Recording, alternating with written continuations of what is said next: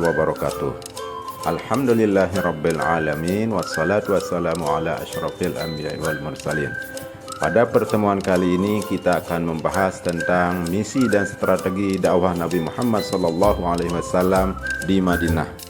Ada beberapa pokok bahasan yang akan kita bahas pada pertemuan kali ini. Di antaranya kondisi masyarakat Madinah sebelum Islam, hijrah Nabi Muhammad SAW ke Madinah, pola dakwah Nabi Muhammad SAW di Madinah, serta respon terhadap dakwah Nabi Muhammad SAW di Madinah. Kondisi masyarakat Madinah sebelum Islam perlu diketahui bersama bahwa sebelum bernama Madinah, kota ini disebut dengan Yathrib. Masyarakatnya terdiri dari berbagai latar belakang yang berbeda. Di antaranya ada suku-suku bangsa Yahudi dan suku-suku bangsa Arab. Mereka juga menganut agama dan kepercayaan yang beragam pula. Di antaranya Yahudi, Nasrani, dan paganisme.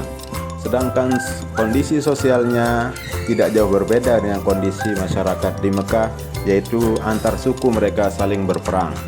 Yathrib memiliki dua kebudayaan, yaitu kebudayaan Arab dan Yahudi. Dua kebudayaan tersebut jelas memiliki tradisi yang berbeda pula. Bangsa Arab terdiri dari suku Aus dan Khazraj, sedangkan bangsa Yahudi terdiri dari Bani Qainuqa, Bani Nadir, dan Bani Quraisyah. Kemakmuran rakyatnya ditopang oleh suburnya negeri Madinah. Sedangkan secara umum perekonomian dikuasai oleh kaum Yahudi dari Bani Qainuqa. Kondisi politik masyarakat Madinah. Yathrib tidak menerapkan model pemerintahan seperti kerajaan yang mengatur kehidupan masyarakatnya. Kekuasaan berada di tangan suku-suku atau kelompok tertentu, tergantung kepada siapa yang paling kuat di antara mereka. Perang antar suku dan kelompok sering terjadi. Kondisi tersebut hampir sama dengan keadaan di Mekah. Pertikaian ini bahkan berlangsung cukup lama antara suku Aus dan Khazraj disebabkan oleh adu domba dari pihak kaum Yahudi. Hijrah Nabi Muhammad SAW di Madinah.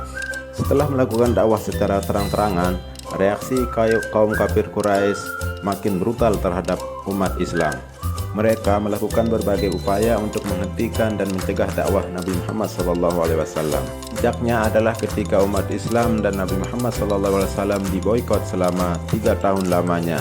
Hal inilah yang menyebabkan penderitaan yang berkepanjangan di kalangan Bani Hashim dan kaum muslimin secara umum. Akhirnya atas perintah Allah Subhanahu wa taala, Rasulullah SAW memerintahkan kaum muslimin untuk hijrah secara berangsur-angsur menuju kota Madinah. Ketika kaum kafir Quraisy mengetahui adanya perjanjian antara Nabi Muhammad dan orang-orang Yathrib, mereka semakin keras menyiksa umat Islam. Hal ini membuat Nabi segera memerintahkan umat Islam untuk hijrah ke Yathrib. Dan mereka pun bersepakat untuk membunuh Rasulullah SAW dengan mengirim para algojo dari semua kabilah suku Quraisy. Sehijrahnya Nabi ini dengan mengatur strategi, Ali bin Abi Thalib menggantikan tempat tidurnya dan beliau Rasulullah berjalan bersama Abu Bakar sampai ke Yathrib. Dan setibanya di Yathrib, Nabi Muhammad SAW disambut dengan penuh sukacita oleh masyarakat Yathrib. Langkah dakwah Nabi setiba di Madinah. Pertama, membangun Masjid Nabawi. Kedua, mempersaudarakan kaum muslimin dari Muhajirin dan Ansor. Yang ketiga, melakukan perjanjian dengan masyarakat Yahudi melalui Piagam Madinah. Yang keempat, membangun perekonomian Madinah dengan mendirikan suatu pasar. Dalam dakwahnya, Nabi Muhammad SAW menghadapi tantangan dari dalam, yaitu dari dalam Madinah oleh pengkhianatan yang dilakukan oleh kaum Yahudi, dan dari luar Madinah serangan yang dilakukan oleh kaum kafir Quraisy sehingga menyebabkan beberapa peperangan. Di antaranya Perang Badar, Perang Uhud, dan Perang Khandaq. Setelah 10 tahun lamanya berhijrah, akhirnya Nabi Muhammad SAW berhasil menaklukkan kota Mekah yang dikenal dengan peristiwa Fathul Makkah. Demikian kilasan tentang sejarah dakwah Nabi Muhammad SAW di Madinah. Terima kasih. Wassalamualaikum warahmatullahi wabarakatuh.